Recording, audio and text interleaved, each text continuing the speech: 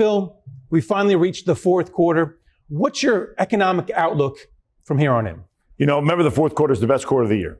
We had a really good September. That's relatively unusual. October so far has been okay. And what you're looking at is one of two scenarios plays out. We either see the tariff negotiations really come to a settling point and we grow into a Santa Claus rally, or the converse happens. With the volatility of the China situation right now, we have some breakage and we end up being flat to down a bit for the fourth quarter, which would be unusual. So my expectation is it gets resolved. We end a bit higher, 6,900 on the S&P 500 with a mild grind higher. And do you expect another Fed rate cut, maybe two?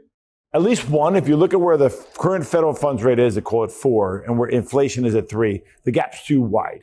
3.75, 3.5 makes sense to me, not lower than that. I think it's another year before we get to 3. So count on 1, probably not 2, but it all depends on what happens with the labor market. The labor market weakens, they might get more aggressive.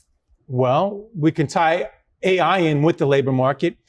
What's your view of the labor market? Because right now we're in a shutdown, we're not seeing any data. And a lot of people are saying that AI has already started to chip away at the labor market. You know, at Osaic, we have 11,000 independent financial advisors. We manage over $800 billion in assets for retail mom and dad.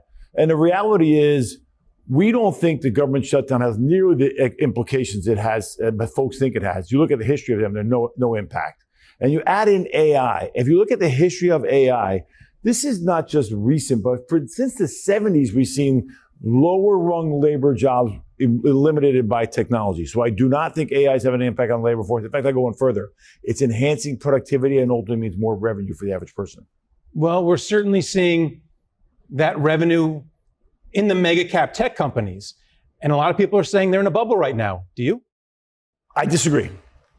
But if we go back to 2000, we saw these incredible names that burst onto the scene about the internet that had no revenue. Look at the revenue of, you name it. We can go NVIDIA, we can go Meta, we can go Google, we can go Facebook, Amazon, so on. So to me, NVIDIA in the spotlight, of course, 50% trailing 12, 32% on a forward basis, but their revenue is a 30% margin.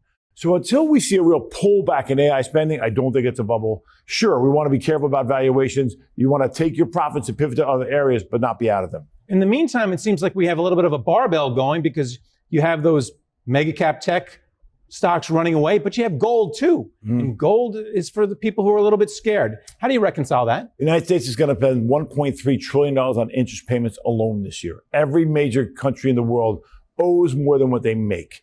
That's why gold is doing well. If the United States could turn the narrative, flip it, the biggest country in the world, 25% of global GDP, can go to where we make more than what we owe, gold goes down. If it doesn't change, gold still stays up here as a safe haven, an inflation hedge to too much debt in the world.